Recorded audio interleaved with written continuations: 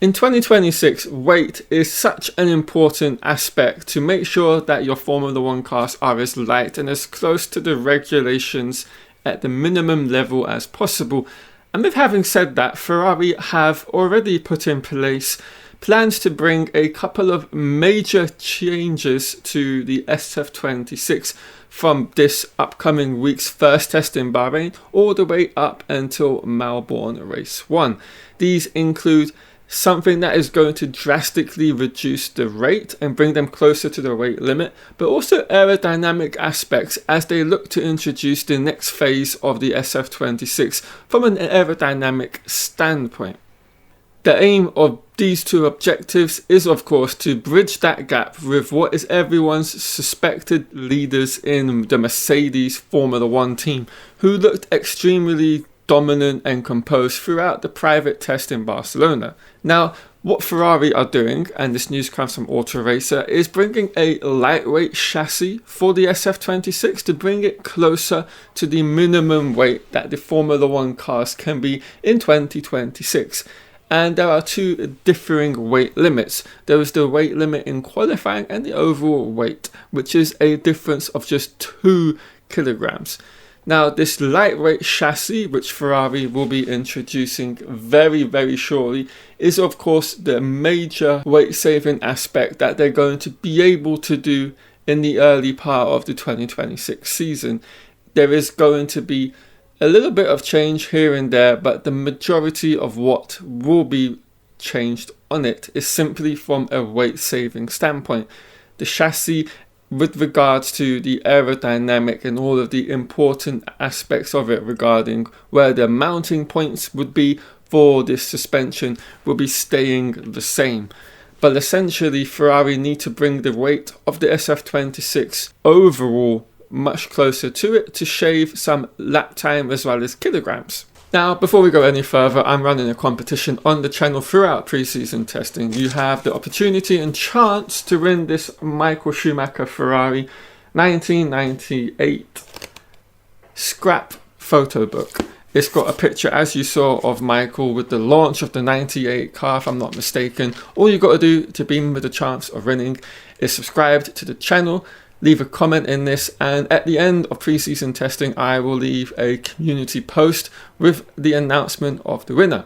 Ferrari supposedly are only a few kilograms above the weight limit, but with what I've seen and what we've seen together from all of the kind of spec sheets across all of the teams with regards to their official information, they all seem to be this 4 kilograms magically over the weight limit. I don't necessarily believe there is too much truth in that, and I think you can put what you want on your specification. And I think, to be very truthful here, the weight is an aspect most teams are struggling with. And that is what Ferrari are looking to do. Now, outside of the weight-saving aspect, of course, we know Ferrari launched the SF-26 in a very much base platform. Nothing of huge aerodynamic importance, and I've said on many occasions I believe that model we saw in Barcelona with the various pictures and footage is probably 6 months outside of the latest version they have back in Maranello, already produced and ready to be put on in terms of bodywork and suspension changes. And I think what we're going to see across the Bahrain weekend, or rather the Bahrain 2 tests we have, is an aerodynamic platform where we see a host of changes throughout the SF-26. We're talking changes at the front of the car, from the front wing and nose all the way to the back to the rear wing and everything in between. Specifics regarding what will be changing, I do not have to give to you, but what I can say is I think there are key elements of this car and within the 2026 rules and technical regs, which will be continuously going through upgrades throughout the season. I think you can pay close attention to the front wings. I think there's going to be a lot of changes at that particular aspect of the car. I think it's obviously of vital importance, the airflow structures and patterns you make with regarding how you design your front wings. Moving a little bit back, the wakeboard area, which is really being used to control the, as the title is being given, the wake from the front tires, but also just the aerodynamic elements and shapes that your front ring has formed. I think these two parts are going to play a key important role in tandem, as it does with every kind of part of a Formula One car. Everything has to talk and work together to bring harmony to the airflow structures you want to bring to your cars. And I think these are two key aspects, individually and collectively, are going to be undergoing changes at the same time.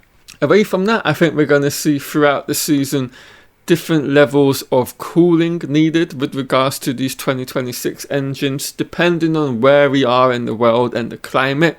I think at some tracks you're going to see much wider and open rear ends for the cars from the engine cover, and at other tracks very shrunken and tightly packaged around the Coke bottle region.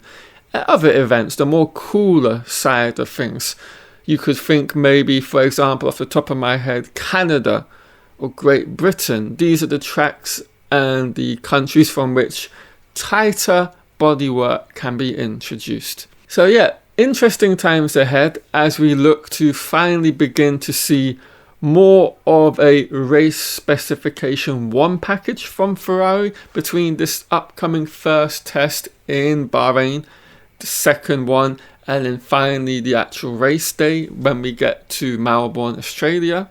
And I expect to see huge changes in the pecking order as a result of all of these packages that will be being introduced up and down the grid. I think you could see teams fluctuating in terms of what we can kind of extrapolate from lap times and what we know from these upcoming 2 tests. I think what I expect to see is Ferrari to be at the top end of it. I think all of the kind of information that has been gathered has showcased that Ferrari have had a good initial birthing in this 2026 regulation cycle. The car looks to be on the right track. There are no major issues with regards to it from all of the information and accounts we can gather. And so I think Ferrari in this regard stands to be in good stead to bring these big upgrade packages throughout the couple of preseason tests we have to finally surmount and have a sustained challenge with the leading team of Mercedes and that aerodynamic and engine package they've managed to create. Anyway guys, hope you've all enjoyed this video. If you have, do leave a like on it. If you're new here on the channel, hit the subscribe button and turn on notifications as well.